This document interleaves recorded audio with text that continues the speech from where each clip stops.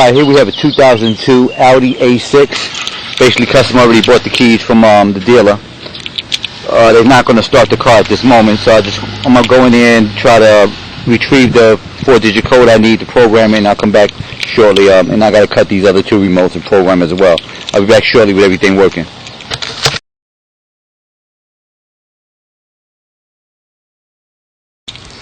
Alright, we're back at the Audi.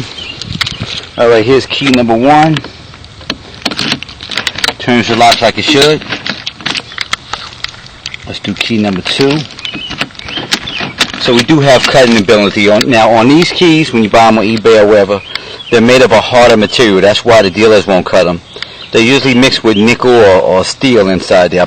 I believe this one had a little bit more nickel in it. They're a harder material to cut.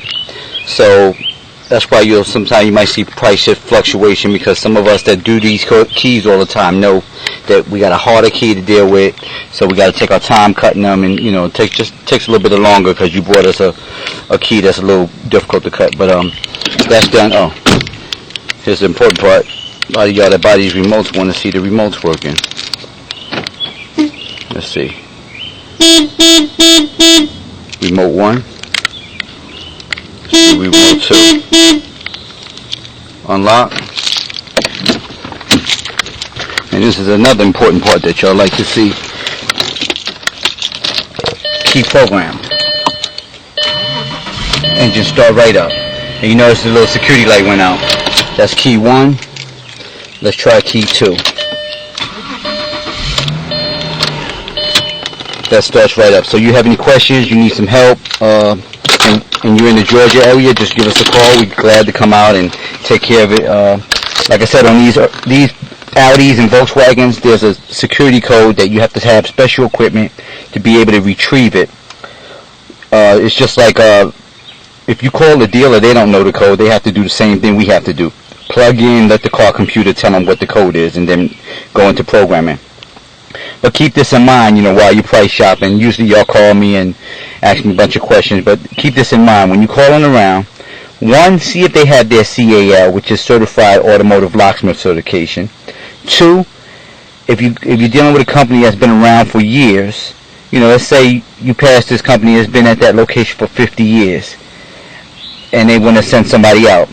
Ask them how much experience the guy that they have in to come out has doing your particular vehicle.